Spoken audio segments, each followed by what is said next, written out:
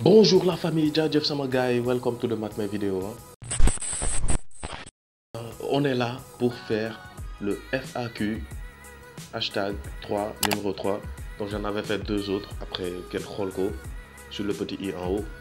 Donc c'est ça. Et on y va directement parce que j'avais fait une annonce sur l'onglet communauté sur ma chaîne YouTube. Donc là-bas j'ai dit posez vos questions et j'en ai reçu 43. Donc je vais essayer de répondre vite fait, comme ça devant vous, sans plus tarder. Gros pouce bleu si tu me suis depuis 1860 et que tu es avec moi, c'est ça, ça fait plaisir. Si tu as aimé la vidéo encore une fois. Et abonne-toi aussi, active la cloche, on y va tout de suite. Première question de Robert Martin Diata. Qu'est-ce que tu fais d'autre à part YouTube et combien tu gagnes sur YouTube? Et des conseils pour les nouveaux youtubeurs qui aimeraient faire des vidéos critiques ou réactions sur Restons Galsen. Donc pour ta question, il y en a combien? Il y en a 3 questions posées. D'abord, qu'est-ce que tu fais après YouTube? Je viens d'avoir ma licence en multimédia numérique et là je suis dans des bails un peu sombres, tu vois, pour ne pas en dire trop. Et combien je gagne?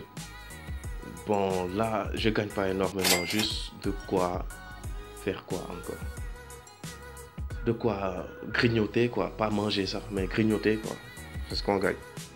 Il n'y a rien d'extraordinaire, on gagne quasiment rien, tu vois. Qu'est-ce que tu conseilles pour les nouveaux youtubeurs? Lancez-vous, moi j'ai demandé la permission à personne, dama ñëw rek game li ma game quoi, c'est ça. Il faut juste oser et faire ce que tu as à faire, c'est tout. Deuxième question, Mo, à quand une interview avec Dip? doo ko dem seeti? Ok, bientôt naa ko seeti ñu def interview bi, amul benn problème. Qu'est-ce qui t'a propulsé? Comment tu as réussi à te faire un nom? Princesse Mandiaka, comment vis-tu les bad critiques? Quel conseil donnerais-tu aux nouveaux youtubeurs? La question revient. Est-ce que les sponsors approchent les youtubeurs sénégalais? Merci d'avance pour tes réponses. Donc première question, qu'est-ce qui t'a propulsé? Je dirais à mes débuts, j'avais fait une critique sur Pod et Marichou et ça m'a lancé. Il y a eu des vues, des abonnés de York, moi j'avais rien compris. Mais là, j'avais touché là où bon, ça allait le faire quoi. Après ça, il y a eu d'autres critiques qui ont boosté et j'étais constant quoi. Plusieurs vidéos sont venues et ça a fait son truc quoi. Et ma vidéo la plus vue, ma top vidéo, c'est la vidéo où je critique un café avec. C'est ma top vidéo, 100 000, 125 000, je sais pas, un truc comme ça. Et les bad critiques, bon, dama koy defante gars de ku ma wax lu ma war wax dama koy tontu de man moom je suis pas une gain koo xam ne naan du lire ay commentaires soo ma waxee wax bu déplacé moom dama koy defante ak yow ba mu saf-saf quoi parce que joxoo ko ma naan joxoo ma lekk xam nga connexion bu may jël pour dugal samay vidéo du yaa ma koy jox donc c'est pas à toi de venir me casser les couilles en commentaire donc damay defante gars yi quoi mooy loolu je suis pas une star encore pour naan damay ignorer ay critiques et tout ça je m'en bats les steaks man. Je suis un gars de la rue quoi. Bon, moi j'ai une belle vidéo, nous mel vidéo dans la vie réelle. Pour fermer la parenthèse. Conseil aux youtubeurs, je l'avais dit tantôt, lancez-vous. Les sponsors, en tout cas moi de mon côté, j'ai pas vu de sponsor bu ñëw naan mat mes vidéos ñëwul personnellement gérer mes affaires et j'aimerais bien que loolu dugg tamit xam nga yàqu ci dara quoi. Et c'est ça. Merci Mandia, Princesse Mandiak. Donc Tafa Jamil Lo, est-ce que dinaa mën a répondre 43 parce que vidéo nar na gudd de bon man awma question mais dama lay souhaiter le meilleur vraiment job bi nice na cool na xanaa laaj naa la ndax série Pod et Marichou da nga si bokk wala premier épisode bi rek loolu premier épisode rek loolu quoi merci beaucoup frère. Tafa Brizy Xabab sama gars bëri nee na da nga def vidéo si Dope Boy parce que Dope Boy anglais lay wax loolu bëri si vidéo bi soxla na Dope Boy waaw boole naa ko ci sama liste les rappeurs qui vont péter en 2018 bokkoon na ci quoi bien que fu ma ko noo xaaree yab deful loolu quoi mais bon mu ngi ci yoon bi mu ngi clipam bu mujj bi ça sent bon quoi mais na gën a prolifique quoi loolu laa ko mën a conseiller. Monsieur Bab, est-ce qu'on a besoin de vous, nous, la population? J'ai rien compris. Malcolm vidéo, ça signifie quoi Gilly Gilly Gang? Gilly Gilly Gang, c'est le gang quoi, tu vois. Gili gili coxotaan xam nga ku la ko coxotaan nga ree détendre dàq stress xam nga sama kàllaama la quoi gili gili xam nga gili gili gang malcolm jàppal boobu. Ami collègue Diawara nee na qu'est-ce qui t'a motivé à faire des vidéos sur YouTube? Parce que les gens, il y a beaucoup de premiers problèmes, de critiques, il y a des erreurs. maa ngi lire mel ni kuy yawute noonu xaama lire bu baax. Qu'est-ce qui t'a motivé à faire des vidéos sur YouTube? Baleen ma sama soj bi tamit parce que genre il y a beaucoup à qui leur premier problème c'est qu'ils se critiquent eux-mêmes et rien que ça on est déjà découragé et on y ajoute les méchants commentaires. Vraiment, mais tu déchires, bon courage. Merci pour l'encouragement. Et gars yi boo dóoree sa affaire gars yi dañuy critiquer affaire da ngay avancer rek affaire moom bu lay lijjanti. Mon plat préféré vraiment c'est les plats ivoiriens quoi. Comme vous le savez, je suis né à Abidjan. J'aime la tchéké, le garba, aloko, xam nga futu, ceebu jën. Man bañu ma dara, je suis un omnivore quoi, damay lekk yëpp mais il y a des petites préférences quoi. Xam nga mooy loolu man da bañu ma dara, mon plat préféré on peut dire. J'ai besoin de ton contact, mon contact dans la description. Si suuf boo fa duggee sama Instagram ngi fa numéro yi yëpp boo fa demee di nga ma gis. Donne-moi ton top 5 tendances des rappeurs Galsen en ce moment pour toi dans l'ordre. Top 5 moom doo leen ma dugal du ma ko mës a wax instant wax kii est le meilleur kii est le meilleur après ngeen ne ma non kii laa far wala fee laa far damay aju rek en tout cas je kiffe ñi fi nekk yëpp boo yëpp dama leen di déglu sans déception ñëpp laay déglu ñëpp agrandé tout le monde laay déglu vraiment. Pourquoi Nadija sama copine pourquoi t'es le meilleur youtubeur du Galsen? Merci hein, Amine ñaan bi yàlla na nangu. Et pourquoi tu m'aimes trop? Parce que sama sister nga sama xarit nga sama gain nga xam nga waaw. Sérieusement nag je pense que tu fais ta passion un métier. Ah sama passion kay maa ngi koy topp mais est-ce que métier la pour le moment parce que côté rémunération bon mooy loolu. Exemple, faire des émissions sur les hip-hop Galsen, ça fait partie de mes projets, Inch'Allah. Aïssatou Kébé, pourquoi tu ne fais pas des interviews? La question revient à des artistes rappeurs et tout. Inch'Allah, ça va venir. Xam naa bu ma doon def concert Canabasse gis nga capsule émission yi ma doon def interview yooyu noonu xam nga ça annonce un truc quoi xam nga yaa ma gën a xam. À quand Black Bear, à quand la vidéo sur les michetonneuses frères?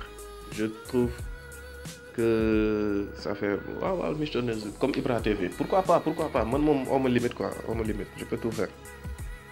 Et comment tu vois les youtubeurs Galsen en ce moment? Comment tu vois le game? En tout cas les youtubeurs sénégalais ils font leur maximum mais le problème c'est quoi? Vous donnez pas assez de force yéen ñi di seetaan vidéo yi abonné woo leen liké woo leen partagé woo leen xam nga yéen a ci war a jàpp te jàppoo leen ci comme il le faut quoi loolu laa leen mën a wax. Comment tu as débuté sur YouTube? C'était facile ou difficile? Comment j'ai débuté sur YouTube? C'était facile ou difficile? C'était très difficile. J'ai commencé en fin 2014. Difficile pourquoi? Parce que côté vue ak lu ma doon def effort yi ma doon fournir ak concept bu ma commencé woon les tutos de cash mooy dama doon génn ci mbedd bi di critiquer panneau publicitaire parce que xam nga ni côté infographie multimédia c'est mon délire loolu laa jàng donc loolu laa doon def mais j'avais un public restreint quoi après la toog benn break de 1 an peut-être. Si laa commencé kii après mon job xam nga vous connaissez l'histoire ma dajalee jënd kam après le 24 décembre 2016 laa commencé mat mes vidéos j'ai renommé mon ancienne chaîne sama chaîne bii nii Amath Cash la tuddoon ma tuddee ko mat mes vidéos dem ci de nouvelles bases et ça fait presque 2 ans que maa ngi koy maintien et je vois que la communauté augmente et alhamdoulilah quoi. Donc peux-tu commencer à faire des pranks à tes amis? waaw prank yi ñu ngi ci surtout caméra cachée Instagram commencé tant que foofu suivez-moi sur Instagram et vous allez voir des caméras cachées des bails comme ça des bails très sombres. Et quel est ton problème avec Dip? Dip mon problème moom xanaa au début je l'ai dit on va dañuy def émission on va faire une émission moi et Dip Inch'Allah soyez prêts soyez au parfum.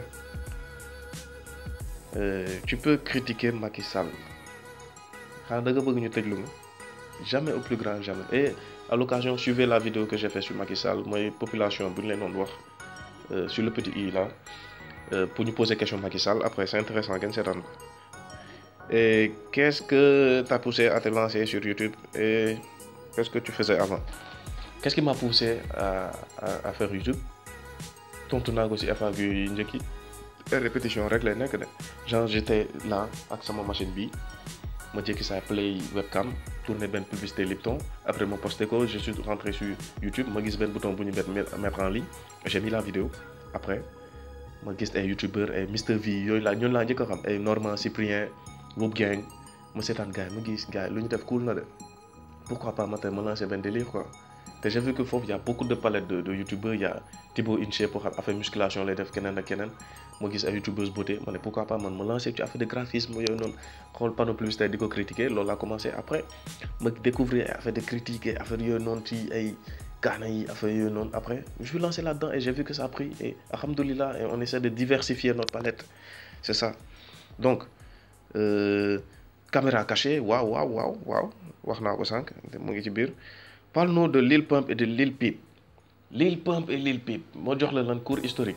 Lil Pump dama koy déglu je l'ai connu grâce à D-Rose Gucci Gang comme ni ngeen ko xamee son yooyu laa ko xamee te je trouve que il a une bonne ambiance xam nga c'est pas un lyriciste c'est pas un gars xam ne il te pousse à la recherche mais son day yomb cette ambiance c'est un peu la continuité de Soulja Boy et Lil Peep vraiment je vais dire que c'est à son décès que je lui ai connu je veux pas faire le mytho du gars qui le connaissait bien avant mais Lil Peep bu mu décédé là si laa gis benn vidéo bu ñu dugal Genius après ma dem di ko gëstu di xool ay sons après j'ai téléchargé plus de 20 de ses sons te am naa ci dama koy déglu tout le temps parce que moom délire bu mu indi mooy emo rap bi bien que avant xamoon naa ne emo rap courant boobu moom moo ci nekkoon ak ñoom Trippie Redd ak keneen genre rap bu mélancolique bi xam ne da ngay wax ci dépression affaire ak ñoom X Tentation lu ñu def tamit après son décès si laa gën a gëstu saa waay quoi si laa gis ni y avait du potentiel te yàlla na ko yàlla yërëm quoi vraiment su fi nekkoon ba léegi il allait un peu pousser plus le délire quoi parce que talent la woon quoi vraiment.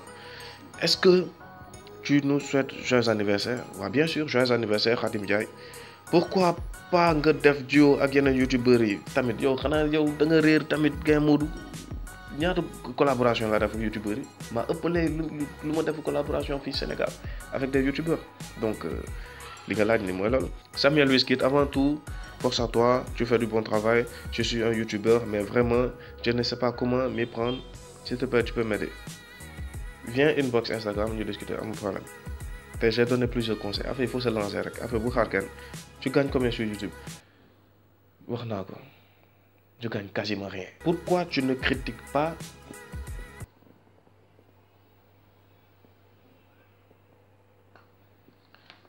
ne critiques pas les rappeurs qui n'ont rien fait pour Ngaaka Blindé sorte de prison particulièrement Dip et Akhlou Brick copain bu ma jaxase ak àdduna bi ñoom la concerné ku ci nekk yaay xool waaw sa affinité ak li nga am sa ak li ngay promouvoir yaa xam rek man du ma leen si juger ku ci nekk tu fais ce que tu sens quoi xam nga bu la jot tamit bu leen juger quoi ñoom ñoo xam seen position ñoo xam peut-être buñ ko soutenir verbalement ils soutiennent avec le cœur quoi c'est ça. Qu'est-ce que tu portes? Bon, un t-shirt et un bob hein, c'est ça. Je sais pas si c'est ça la question mais tu me poses bu gën a large quoi vidéo mode yi ça va revenir quoi lifestyle ak yooyu noonu.